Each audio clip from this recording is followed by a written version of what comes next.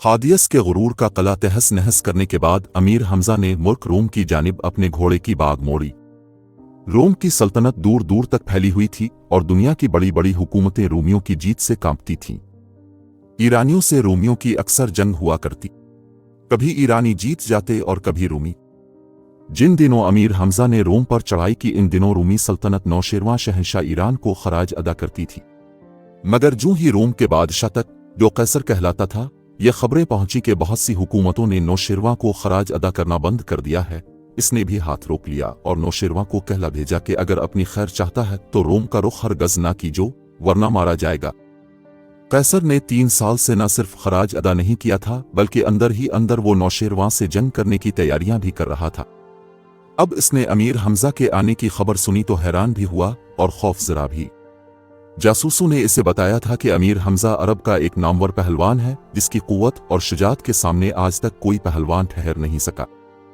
हिंदुस्तान के बादशाह लिंधूर, चीन के बादशाह शाह बहराम और यूनान के इस्तिफ्तानोश और सदफनोश जैसे पहलवानों और बहादुरों को वो शिकस्त दे चुका है, और वो सब इसके लश्कर का अब हिस्सा। और शायद इन सब से बढ़कर आदि कर्ब नामी एक पहाड़, जिसकी ताकत का कोई हिसाब नहीं, इसके साथ है। बेहतर यह है कि इससे लड़ने के बजाय सुलह सफाई कर ली जाए। कैसर रोम को अपनी ताकत पे बड़ा गुरूर था। वो सुलह की ये तजवीज सुनकर सख्त नाराज हुआ और चलाकर बोला, अगर आइंदा किसी शख्स ने अपनी नापाक जबान से ऐसी बात निकाली तो उसे जमीन में गाड़ कर तीरों से छलनी करा दूंगा। ये कहकर इसने अपनी फौज के सिपा सालार इस्तिक्लान पहलवान को बुलवाया और हुक्म दिया कि दुश्मन से जंग की जाए। इस्तिक्लान ने फौज को तरतीब दिया और मैदान जंग में ले आया। इस दौरान अमीर हमजा ने कैसर रोम के नाम एक खत लिखा कि अगर खराज अदा ना किया तो तेरा ऐसा बुरा हश्र करूंगा कि जो देखे वो कान पकड़े। अमीर हमजा ने उमरो अय्यार से कहा, तुम यह खत लेकर कैसर रोम के दरबार में जाओ और जवाब लेकर आओ। उमरो शहर में दाखिल हुआ तो लोगों ने हाथों हाथ इसे कैसर के महल में पहुंचा दिया। उमरो अय्यार बड़ी शान से दरबार में पहुंचा।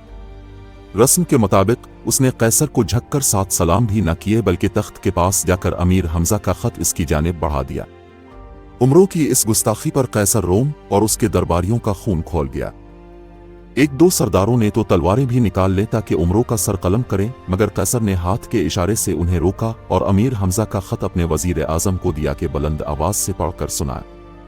वजीर आजम ने अभी चंद जुमले ही पढ़े थे कि कैसर ने झुलाकर वो खत उसके हाथ से छीना और पुर्जे पुर्जे कर दिया। फिर उमरो से कहा, यहां से दफन हो जाओ और अपने आका से कहो कि मैं जल्द ही इसे इस बदतमीजी का मजा चुकेवाहेगा।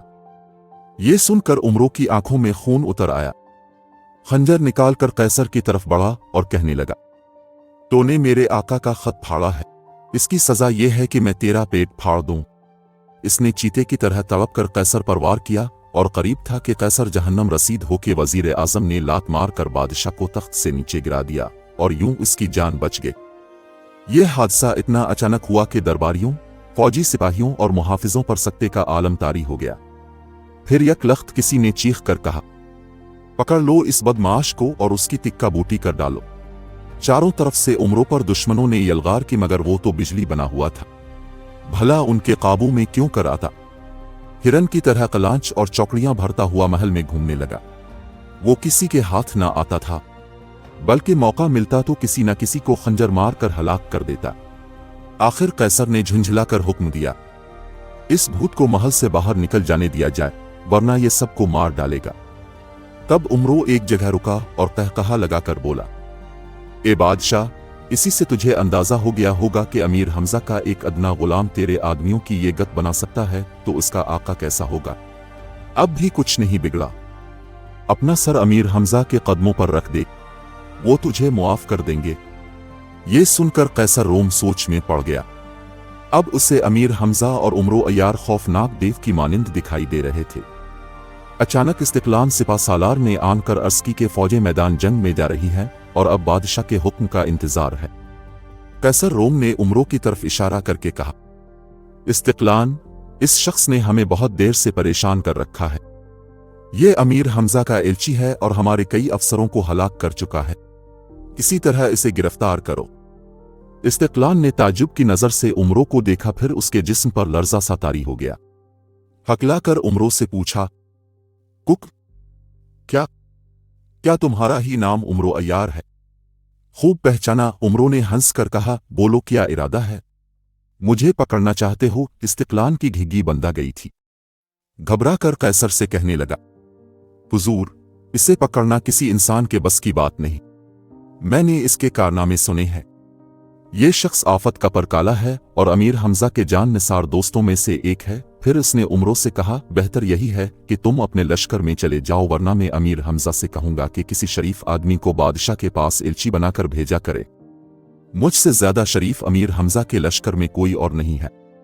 उमरों ने फिर कहका लगाया और वहां से रफू चक्कर हो गया। इसके जाने के बाद सबकी जान में जान आई। उमरों ने अपने लश्कर में जाके सारा किस्सा मजे ले लेकर सुनाया। तब बेहद हंसे और उमरों की पीठ ठुमकी। कैसर रोम वाकई बहुत बड़ी फौज का मालिक था।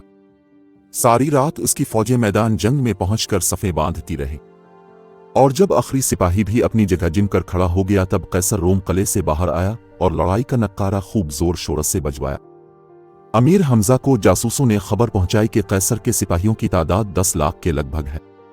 उन्होंने हुक्म दिया कि अब हमारी जानिब से भी तबल जंग बजवाया जाए। उन्होंने लश्कर के सरदारों को हिदायत की कि अपनी अपनी फौज के साथ मैदान में मोर्चे संभाल लें, हम भी हथियार बांध कर आते हैं। जब दोनों फौजें मैदान में आमने सामने लड़ाई के लिए मुस्तैद हुईं और सिपाहियों ने हल्क फाड़ फाड़ कर नारे लगाने शुरू किए, तब नकीबोहे का एक दस्ता एक जानिब से निकला और उन्होंने पुकार कर कहा, कौन जवां मर्द है जो मैदान में आकर बहादुरी के जौहर दिखाए और अपने बाप दादा का नाम रोशन करे। ये पुकार सुन के कैसर रोम के लश्कर से इस्तिक्लान घोड़े पर सवार होकर निकला और मैदान के बीच में आकर नारा लगाया, जिसको मौत की आरजू है वो सामने आए। इस्तिफ्तानोश ने इस्तिक्लान को देखा और हंसा। फिर अमीर हमजा से कहा, इजाजत हो तो मैं इस्तिक्लान से दो हाथ करूं।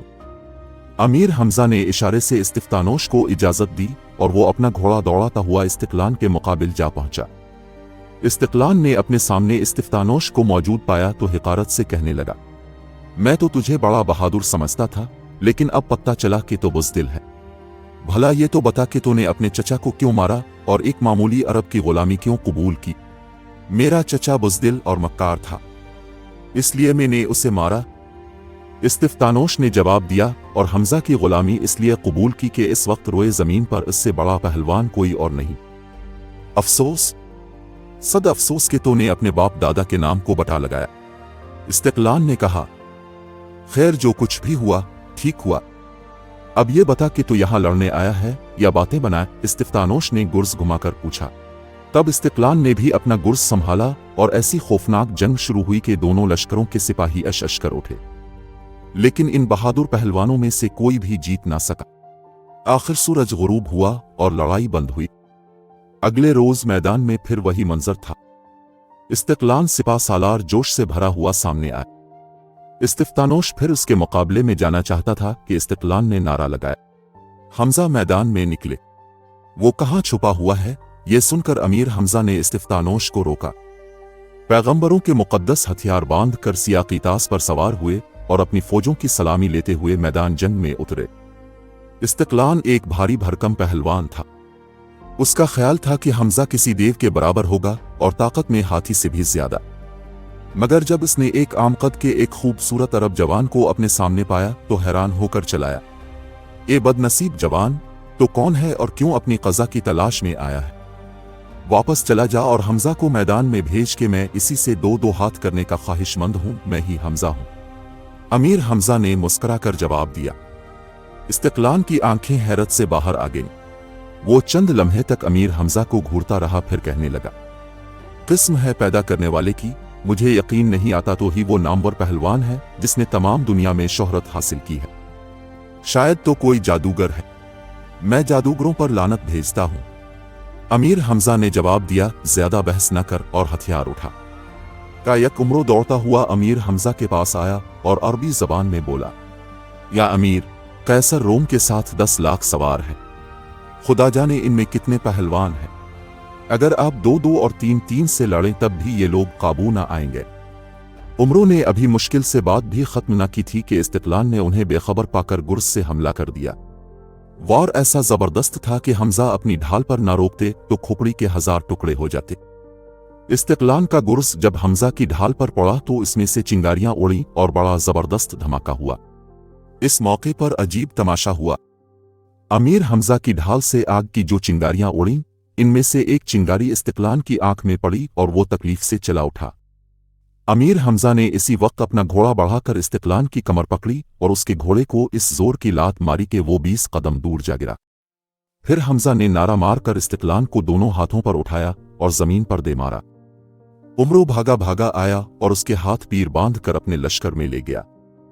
इस्तिक्लान सिपा सालार के छोटे भाई का नाम भी इस्तिक्लान था। जब उसने बड़े भाई को यूं बेकिसी के आलम में उमरो अय्यार के हाथों को बंद देती देखा तो तलवार खींची और गजबनाक होकर नारे मारता मैदान में आए। अमीर हमजा ने ऐसी तलवार मारी कि इसके हाथ से तलवार छुटकर दूर जा गिरी, और इससे पहले कि वो होशियार होकर कोई और हथियार उठाता, हमजा का ग्योनिसा पूरी शिद्दत से इसकी गर्दन पर पड़ा। इस्तिक्लान लट्टू की तरह घूमा और जमीन पर ढेर हो गया। उमरो ने झटपट उसे भी बांधा और घसीटता हुआ अपने लश्कर में ले गया। कैसर रोम एक ऊंचे टीले पर खड़ा ये सब कार्रवाई देख रहा था। इस्तिक्लान भाइयों की पिटाई और गिरफ्तारी के बाद इसने अपनी टिड्डी दिल फौज को हुक्म दिया कि दुश्मन पर टूट पड़ो। हुक्म की देर थी कि अमीर हमजा के लश्कर पर आन गिरे। ऐसी घुमसान की जंग हुई कि मैदान जंग खून से सुर्ख हो गया। हर तरफ लाशों के अंबार लग गए। घोड़ों के हनानाने की आवाज, जख्मियों का शोरगुल और सिपाहियों के दिल हिला देने वाले नारों से मैदान जंग क़यामत का नमूना पेश कर रहा था। अमीर हमजा के सिपाहियों ने ऐसी जीदारी से रूमियों का मुकाबला किया कि उनके छक्के छूट गए। अमीर हमजा दोनों हाथों में तलवारें थामे दुश्मन के लश्कर में यूं फिर रहे थे जैसे बकरियों के रेवड़ में शेर। दाएं बाएं आगे पीछे उनकी तलवार बराबर चल रही थी और जिस पर पड़ती उसे खून में नहलाए बगैर न छोड़ा। आन की आन में उन्होंने कुश्तों के पुश्ते लगा दिए। इधर लिंधूर, इस्तिफ्तानोश, सदफनोश आदि पहलवान, शापाल हिंदी के बेटों और सुल्तान बख्त मगरिबी ने इस कसरत से रूमियों को तहस नहस किया कि 10 लाख में से 5 लाख आदमी शाम तक मारे जा चुके थे और बाकी भागने का बहाना तलाश कर रहे थे। मगर कैसर रोम बड़ी बेजिगरी से लड़ रहा था। कायक आदि पहलवान की नजर कैसर पर पड़ी। दिल में कहने लगा, इस मूजी को जब तक गिरफ्तार न करूंगा उस वक्त तक जंग बंद ना होगी। वो सफ़ों पर सफ़ें काटता आखिर कैसर रोम के करीब जा पहुंचा। बड़े बड़े शाहजोर रूमी पहलवानों और जंगजू सिपाहियों ने अपने बादशाह को घेरे में ले लिया, मगर आदि ने सबको उठा उठाकर जमीन पर पटक दिया। आखिर कैसर अकेला रह गया। तब आदि ने इसे अपनी रस्सी से बांधा और घसीटता हुआ अमीर हमजा के पास लेकर आया। कैसर की गिरफ्तारी पर हमजा ने आदि को एक कीमती अंगूठी इनाम में दी और हुक्म जारी किया कि कल 10 गायें भूनकर आदि को खिलाई जा। अपने बादशाह की गिरफ्तारी के बाद बच्ची खिंची रूमी फौज ने हथियार डाल दिए। अमीर हमजा ने भी लड़ाई बंद की और फतह का नक्कारा बजवाया। फिर वो अपने खेमे में वापस आए और कैसर रोम को तलब किया। ए बादशाह, तूने देखा कि खुदा ने तेरे गुरूर और ताकत के नशे को किस तरह तोड़ा। अब बोल, तेरे साथ क्या सलूक किया जाए। अगर तो हजरत इब्राहिम अलैहिस्सलाम के दीन पर ईमान लाने का वादा करे तो तुझे आजाद कर दूंगा।